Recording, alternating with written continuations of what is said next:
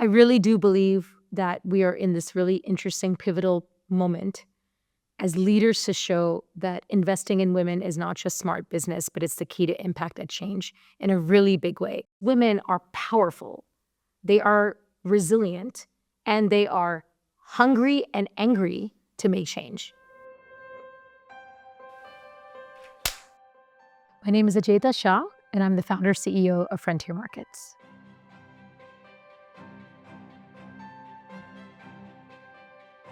My family, just to give a background, we are 300 years old from Rajasthan. I call the Triple J threat, Jaipur Jain Jewelers. My parents migrated to the US in the 80s, and I was the firstborn daughter there. So in theory, a lot of your family expects you to take advantage of the Western ecosystems that they've built for you, good education, incredible simplicity, better life, et cetera, because that's the perspective or perception that we have. And so on the one hand, it was a given that if you grew up in America, you have an American accent, you will, for sure, continue gaining the benefits of your parents' migration. For me, it wasn't that simple. I realized that we are a family of 300 years old, and I started thinking about legacy, purpose, and reality. And somewhere in my own journey, while having a Western education, I was very touched by my Indian culture. And I realized very quickly that if I don't know India in the way that it needs to be known, not by going to weddings, not by hanging out with your family, but actually understanding the masses, what does it mean to be someone who's a global citizen? What does it mean to understand that it's not just about your family and your money and your culture, but it's about your values and the people around you? And what can you do to change the world when the world needs it? Growing up in the US, I was a child of seeing a lot of things, from Rwanda to Bosnia to Sierra Leone to the Gulf War. I realized that we're not alone and we have to think about social inequity. And we have to understand this in a different way. And I felt I was too privileged to ignore it. But I also felt that I was too curious to ignore it, maybe too bold to ignore it.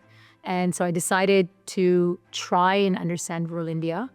Went in college, learned about microfinance, learned about the power of rural women in India, and couldn't look back. So I kind of lied to my parents where I said, I'm taking a gap year. And back then there was no real thing of gap years, 20 years ago. And I said that I would go for a year to understand my journey. That 1 year became 21 years. India is a subcontinent for a reason and not just a country.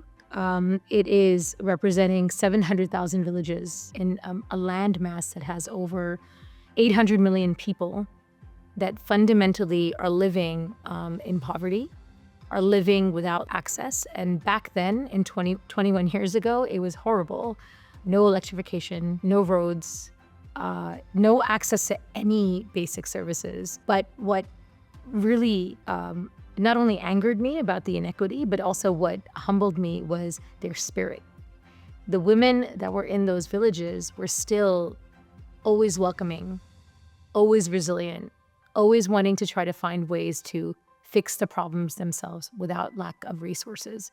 And spending time with so many humble women, powerful women, who really were deprived of simple solutions and tools that could actually change their lives, I think that's what kept motivating me. I said, how are you so happy? And how are you so content? And how are you so welcoming despite all your problems? Imagine being in a village where there's zero electricity, and someone turns on a kerosene lamp because she has to run 5 kilometers to get water for her child that is thirsty. She can't carry the child, the lamp, and the bucket at the same time. So she thinks, leave light with my child so that he'll be safe while I go get him the water that he deserves. And that child plays with the kerosene lamp. And that lamp breaks, her house burns, the child dies. And you hear these shrieks in these villages. But imagine everyone around them going, well, she was dumb. She should not have kept a kerosene light next to him.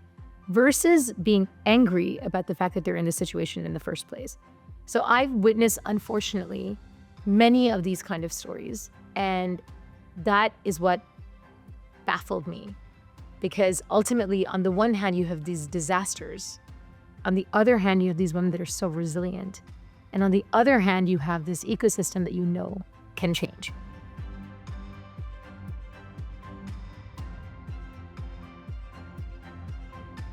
I think that I learned a lot from the microfinance sector, so I just want to take a step back. Supply chains in rural India had to be fixed. You can get access to finance to women, but if they don't have access to services that they need for holistic realities, it's not going to work. I spent 8 years trying to fix that through the microfinance lens. And I learned very quickly that it's not possible because you needed a product agnostic, customer centric, women centric model. And I was convinced. So it wasn't about how much money I had in my pocket, but I do remember the day I decided to do it. I was sitting in a cafe with a bunch of other 20-something years old, complaining about why the solution wasn't coming to me. Like, why are we not being able to deliver electricity to people? Why are we not being able to be sound about this entire supply chain model? And why are we not understanding the power of women? And I remember a friend of mine said to me, well, Ajaita, if you know what the solution is, just do it. And I said, do it? I was like, I've literally no money. And they said, but you have power, you have experience, and you have influence. How do you bring that together? And that's probably where the resilience piece came in. The $6,000 was used to fund my first investors to come to Jaipur. I promised them a free trip. I promised them a field visit, but I also promised them access to jewelry and access to discounts. And I said, I can do whatever it takes, just trust me and come into that village. And I think that is where the game changed. And I will quote my first ever investor. She said, you're confusing, Ajaita, because either you're going to make me a lot of money or you're going to make me lose a lot of money. But either way, I'm going to have the ride of my life because I'm going to learn a lot and I'm going to be able to build impact. And so let's go on this journey together. And that's what it took.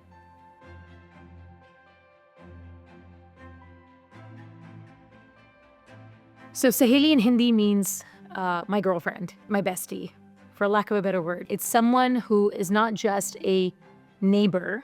She's someone who is my friend that I trust. So these women that we've brought into our ecosystem, who are they? They are women that were married at the age of 14. Today, they're probably around 30. And they are hungry to earn income. They're community leaders. They're trusted people. They have a smartphone. And they were using their smartphone to understand, how do I go beyond the TikToks and the WhatsApps of the world, but actually being able to run a business. And that is who we brought in. But more importantly, because her name is a Saheli, she's, again, the trusted person in that community.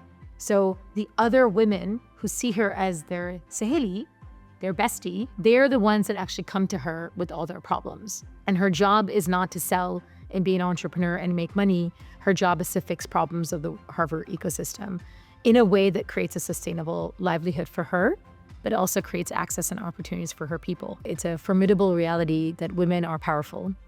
We just have to give them the right tools and opportunities to harness their power to be more effective. In India specifically, rural India and the government has done a beautiful job creating these networks called self-help groups. These are women collectives that have been enabled to actually become leaders or community leaders where they live. These are women that have lived in that village their entire lives. They know every single person. We joke in Hindi, we say they know their kundlis, which means they know their birth charts. They know exactly what is happening. They're gossip queens, but they're also, frankly, caretakers. And fundamentally, they care about their reputation. For them, dignity and access is critical. Now, link that to the ecosystem of rural India. If you want to understand what it takes to build a market or build an opportunity to drive services to rural people, how would you do that? You would do that by getting to know them. How do you know them? They're not going to know you. I can't come into a random village and ask someone, hey, how much money do you pay for your electricity today? Or what do you need in terms of financial services? They're going to go, who are you? Why would I answer these questions effectively? But if that woman from that local community asks those questions, they will answer it immediately, but she will also ask 5 more questions to get more insights. So we realize that women are insight drivers. They're not just data collectors. They're not just salespeople. They are people that are like I said, problem solvers. And that to me is what brought the nexus of what Frontier Markets was, right? We always said, how do we build a platform that connects products and services to people where they live? Because 800 million people deserve to not go through heartaches to get access to what they need. The solution was these women at the center, getting them an opportunity to earn income, but then also digitizing that entire structure. So the bias that we've always had in the past, we look at women as beneficiaries. In Hindi, we would say becharis, right? Like poor women, let's save them, let's teach them things. No, these women are powerful. They are resilient, and they are hungry and angry to make change. And when they make the change, they actually make changes not in their own lives, but in their kids' lives, in their communities. So it was about shifting that narrative. How do you bring in a more feminist lens around power of women, take the challenges, but also opportunities to shift?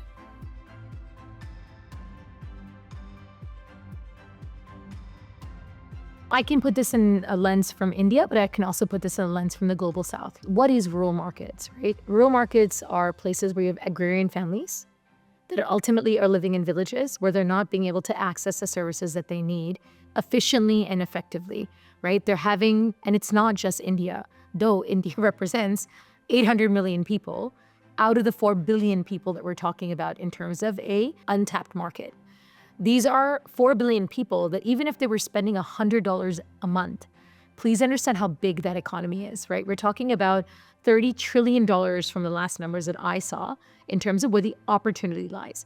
And this is $30 trillion of wasted money because people are having to travel insanely, waste time, not earn their wages, but also getting subpar solutions. And just looking at this with India, as the rural economy of 100 million families today, is spending close to $3.5 trillion in this exact ecosystem. So there's the business opportunity. And then, of course, there's the impact reality.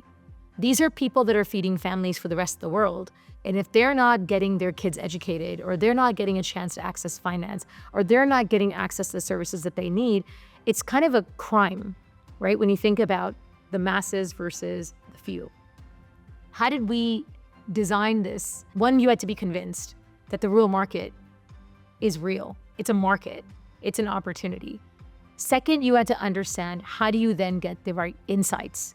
And who do you then bring together to create the supply?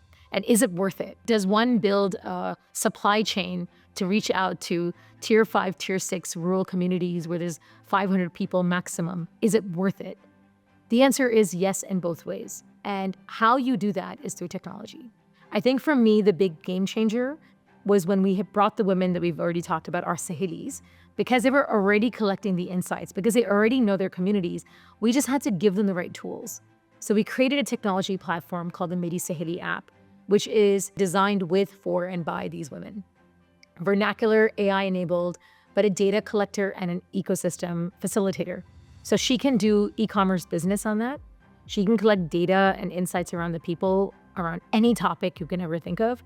She can also teach people things, and she can learn things herself. Why is that game changing? Because all of a sudden, even for us, we have 5 million families or 35 million people recorded on what they need, what they want, and how we can actually design that. So fast forward that to the innovation. Someone comes to me and says, hey, Ajaita, don't you care about climate? Of course I care about climate. I understand climate change is a real thing. What are you gonna do about it? And then I go, what would you like to do about it? And they're like, we're an insurance company and we believe that there's a huge market opportunity to create climate insurance for women farmers. I said, I agree. Do you know who a small woman farmer is? Do you have any idea what land she's cultivating? Do you have any idea why your crop insurance currently does not work because she doesn't own the land? Do you have any idea what the pricing of your insurance product should be? If you don't know any of these answers, don't ask me whether I care about climate insurance. My question is, why haven't you cracked this? This is where we come in. So when the women come in and they're able to ask their 5 million women farmers these questions, you're able to design a better product, a better solution. More importantly, you're able to then re-deliver that solution to those same women that you ask those questions, and they're telling you whether it was a good move or a bad move. And then they tell you whether they can adopt it. And when they do, it becomes a market. And this is the full circle that I believe is really important that we have to understand. And this is not just India. This is the global South. 4 billion people, if they were on a tech platform powered by amazing women who were able to do this replicably in any language and any locality, it's game-changing what can happen.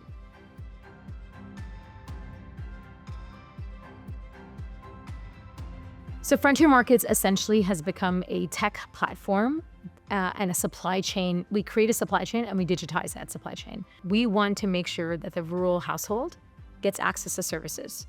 So we literally have built warehouses and delivery people and women entrepreneurs who are facilitators to connect services. So it's a B2B2C platform. We've digitized that entire ecosystem. Here you have companies, innovators, and solution providers. They could be doing stuff in agriculture and financial services. They could be wanting to do like typical e-commerce, consumer durables, or clean energy products, etc. There's an entire universe of people that want to reach this customer. There's an entire customer base that actually wants to be seen, heard, and get access to services that are quality. See us as that bridge. Our bridge solution as the B is our Sahelis. It's our women entrepreneurs that we train, identify, onboard, give them our digital platform. They become the retail solution for their rural households with a very simple vision that no person should have to walk more than 15 minutes to get everything that they need. So she's the everyone's shop for everything in the right way. That's who she is with a digital platform. And then through that, we support her by facilitating all the opportunities that she can have to make money. So whether that's making money through selling solutions, or whether that's making money through gathering data and doing customer insights, or whether that's money because some organization wanted to deliver an impact solution, she becomes the center. So we've been able to become the digital livelihoods platform for her to be able to facilitate this. In theory, you could say, well, why do I need to be there at all if she's established? What we've learned, unfortunately, is that people exploit women like her because you start thinking that she can just sell stuff for you. And that's not the answer. So we have become a gatekeeper because we want to make sure that we're vetting the right solutions, vetting the right opportunities, making sure if someone's wanting to use the platform to sell a solution, that solution is quality, it is of value, and she's not getting cheated. So that's the network. So today we have 35,000 of these women entrepreneurs that are on this digital platform today, like digitally savvy, using technology, but also servicing about 100 to 200 households each to be able to help them get all the services that they need. The data that we end up collecting through our platform enables us to actually then service those solution providers. So how do we help financial service companies create better products? How do we help companies get their products to market? So we are the bridge.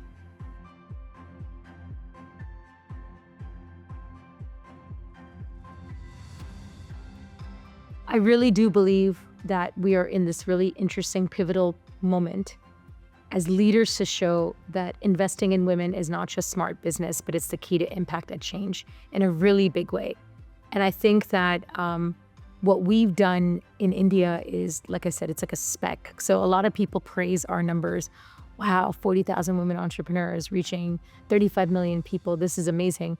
And I look at them and go, there's 100 million women that are looking for jobs, and there's 1 billion people in our own country.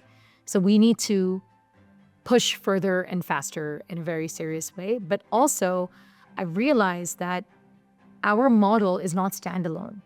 There's enough amazing organizations, maybe the 10 years younger Ajaitas of the global South, that are equally convicted and wanting to build the last mile and reach products and services using women at the center.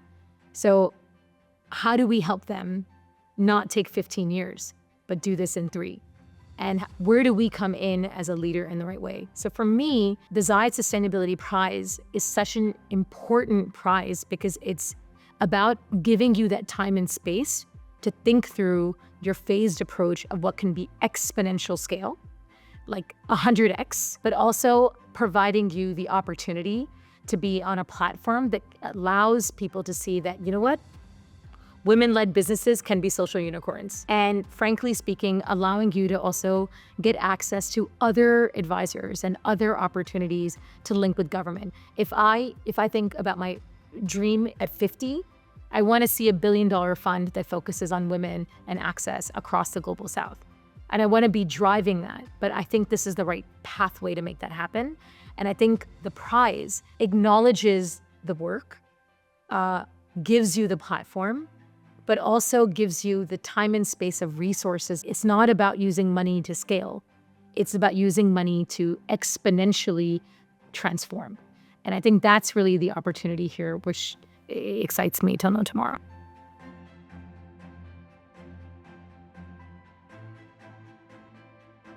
I believe that we are in this nexus of being responsible to help navigate this next generation. I think that there's an incredible opportunity for the next generation, the young, the youth, to be able to become pioneers of change because they bring energy, they bring in innovation, they bring ideas. What they need is connection to purpose, and what they need is connection to experience. So we launched a fellowship program because we said we wanted the youth to start having immersive experiences on the ground. You cannot truly connect with your purpose if you don't understand the realities on the ground. But you also cannot truly be an innovator if you don't learn from the people that came before you. And I think for me, that's been really important, especially as we're thinking about generations and legacy. It's really critical to understand that, yes, the young have an incredible privilege of opportunity, of voice, of opinion, in a way that I don't think the older generations have. How do you harness that with humility, with experience and mentorship, for me is really critical.